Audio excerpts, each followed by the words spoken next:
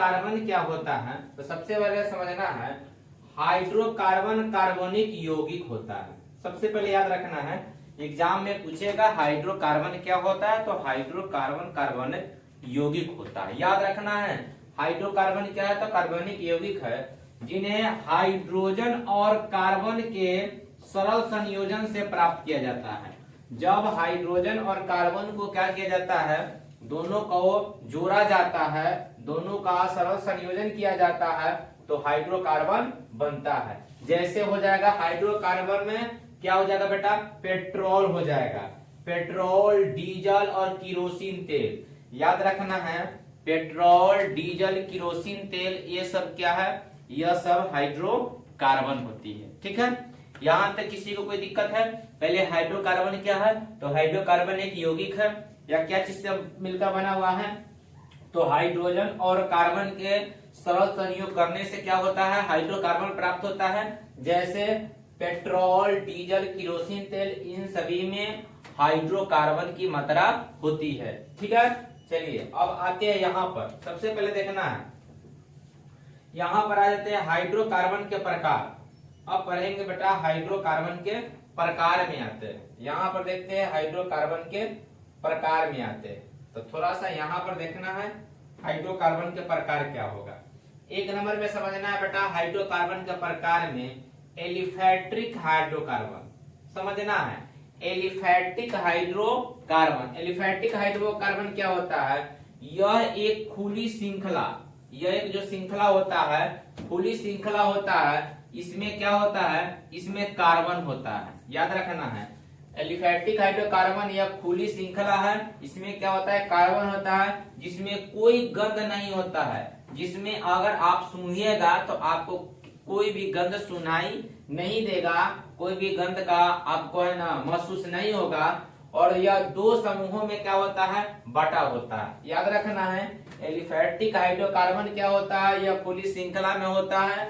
यह क्या है बेटा, यह कार्बन होता है और इसमें कोई भी प्रकार का गंध नहीं होता है। किसमें, एलिफैटिक हाइड्रोकार्बन में। ठीक है, और ये कितने समूह में रहता है, दो समूह में रहता है। एक को कहा जाता है संतृप्त हाइड्रोकार्बन, क्या कहा जाता है, संतृप्त हाइड्रोकार्बन, और दूसरा को कहा जाता है असंतृप्त हाइड्रोकार्बन। याद रखना है कितने प्रकार के होते हैं, दो। कौन कौन, संतृप्त हाइड्रोकार्बन और असंतृप्त हाइड्रोकार्बन। चलिए यहाँ तक किसी को कोई दिक्कत नहीं होगा। ठीक है, चलिए अब आते हैं फिर आगे बताते हैं जो जो आपको एग्जाम में जरूरत है, मैं वही सब आप लोगों को बताने वाला हूँ। देख लीजिए यहाँ पर, आप यहाँ पर देख लीजिए, यह एकल संयोजन बंधन का बॉन्ड है।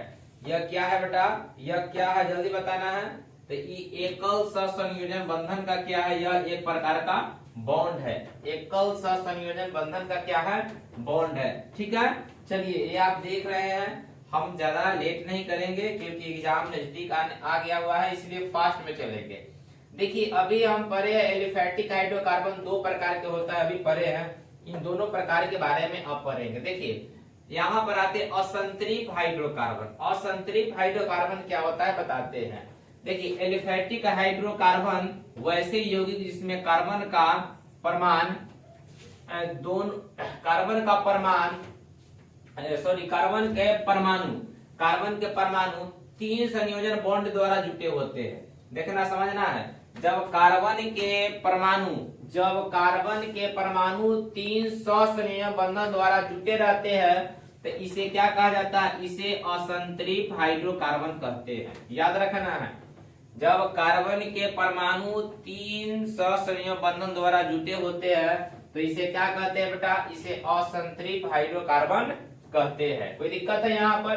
चलिए यह भी कितने प्रकार के होते हैं, दो प्रकार के। एग्जाम में पूछेगा असंतृप्त हाइड्रोकार्बन कितने प्रकार के होते हैं, तो दो प्रकार के होते हैं। ठीक है, चलिए आ जाते हैं एल्किन्स, इसके बाद में ओलेफिन, एसिटिलीन, हाइड्रोकार्बन और अल्काइंस जितने भी है यह क्या है, असंतृप्त हाइड्रोकार्बन है। ठीक है, चलिए अब आते हैं एक नंबर में क्या है, चलिए एल्किन्स आते हैं। समझना है असंतृप्त एलिफैटिक हाइड्रोकार्बन वैसे यौगिक जिसमें कार्बन के परमाणु, जिसमें क्या होता है बेटा, कार्बन के परमाणु दो संयोजन बॉन्ड बनाता है।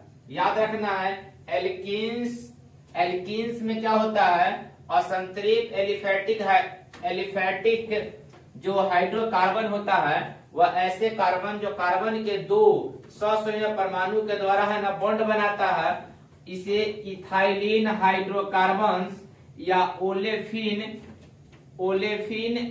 एलेफिन्स कहा जाता है। ठीक है, चलिए आ जाते हैं, इसका सूत्र याद रखना है।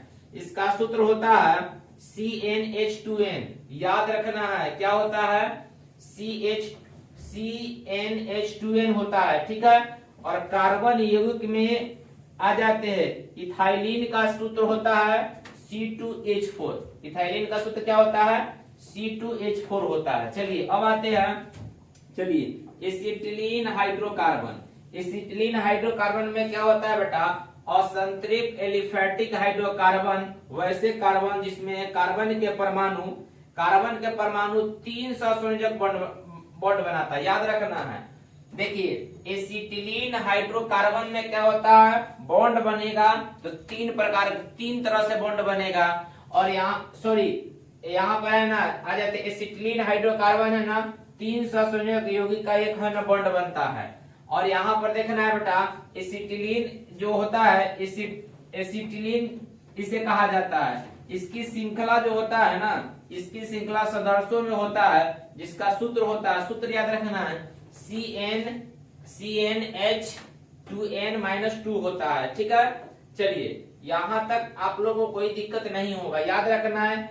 एल्कीन्स में क्या होता है, एल्कीन्स में बंधन 2 से बनाएगा, और यहाँ पर एसिटिलीन में बंधन बनाएगा कितने से, 3 से। याद रखना है, एल्कीन में इसका सूत्र होगा CnH2n, और आपको है ना एसिटिलीन में यहाँ पे आ जाते हैं, एसिटिलीन में सूत्र हो जाएगा C2H2 होता है। यहाँ तक आप लोग को कोई दिक्कत नहीं हुआ होगा। फिर मैं आगे चलता हूँ। ठीक है, चलिए आ जाते हैं, अब करना है यहाँ पर अब करना है बेटा। चलिए यहाँ पर अब करना है, सबसे पहले कार्बन हाइड्रोजन और ऑक्सीजन का यौगिक। कहने का मतलब है यहाँ पर जब कार्बन को आ जाते हैं, कार्बन हाइड्रोजन ऑक्सीजन का यौगिक में क्या होता है, जब कार्बन हाइड्रोजन ऑक्सीजन के यौगिक को मिलाएंगे तो यह शराब बनता है, एल्कोहल बनता है, ईथर बनता है, एस्टर बनता है, और एल्डिहाइड बनता है, कीटोन बनता है, कार्बोक्सिलिक एसिड बनता है।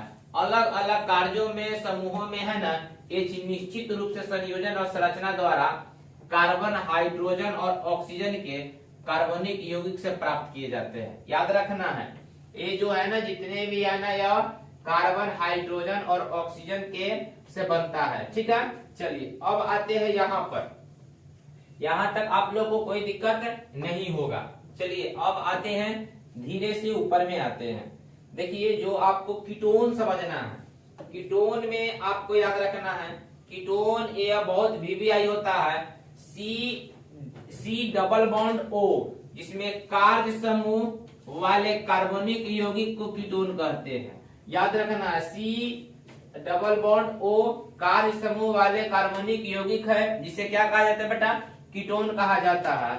और इस फैमिली के सदस्य का आम सूत्र याद रखना है, इस फैमिली के सदस्य का आम सूत्र क्या होता है, CnH2n+1 होता है। यहाँ तक आप लोग को दिक्कत नहीं होगा। चलिए अब हम आगे बढ़ते हैं। आगे बढ़ने के बाद में आते हैं एस्टर्स। देखिए बहुत जरूरी है, जिस कार्बनिक यौगिक में COOR का समूह उपस्थित होता है उसे क्या कहते हैं बेटा, उसी को एस्टर्स कहते हैं। याद रखना है, एस्टर्स क्या होता है, जिस कार्बन यौगिक में COOR कार्य समूह उपस्थित होते हैं उसे एस्टर्स कहते हैं। और चलिए इतना याद रखना है, इसका आम सूत्र होता है जो CnH2n+1 COOR होता है। ठीक है, चलिए इतना याद रखना है सर, इतना आप लोग याद रखिएगा। चलिए अब आते हैं सर, यहाँ पर पढ़ना है सर सबसे पहले अब करना है क्या यहाँ पर, चलिए आ जाते हैं यहाँ पर। चलिए, असंतृप्त हाइड्रोकार्बन के हाइड्रोजनीकरण द्वारा समझना है। जब एल्कीन एल्काइन की क्रिया H2 से के साथ और Na के उत्प्रेरक की उपस्थिति में 300 डिग्री सेल्सियस के ताप पर गर्म की जाती है तो एल्केन का निर्माण होता है। याद रखना, एल्केन का निर्माण कैसे होगा बेटा, जब एल्कीन व एल्काइन की क्रिया H2 के साथ Na के उत्प्रेरक की उपस्थिति में 300 डिग्री सेल्सियस तक गर्म करते हैं तो क्या बनता है बेटा, एल्केन का निर्माण होता है। इतना इसको आप लोगों को क्या करना है, याद करके रखना है। चलिए फिर आते हैं यहाँ पर फिर आते हैं, जो VVI है वही आप लोग को बताया जाएगा। चलिए, ये भी आपको बार बार एग्जाम में पूछता है। चलिए आ जाते हैं, चलिए बुटर्ज अभिक्रिया, ये भी बार बार पूछता है। जब एल्कीन हाइलाइड की क्रिया सोडियम के साथ सूक्ष्म ईथर की उपस्थिति में की जाती है तो उच्च एल्काइन का निर्माण होता है। इसी को क्या कहते हैं बेटा, इसी को बुटर्ज अभिक्रिया कहते हैं। ठीक है, और ये समीकरण है, आप हमेशा इसको क्या कर लीजिएगा, याद करके रखिएगा। चलिए अब आते हैं, यहाँ तक कोई दिक्कत आप लोगों को नहीं होगा। चलिए अब आते हैं सर, अब यहाँ पे जो आपका VVI है वही बताया जाएगा।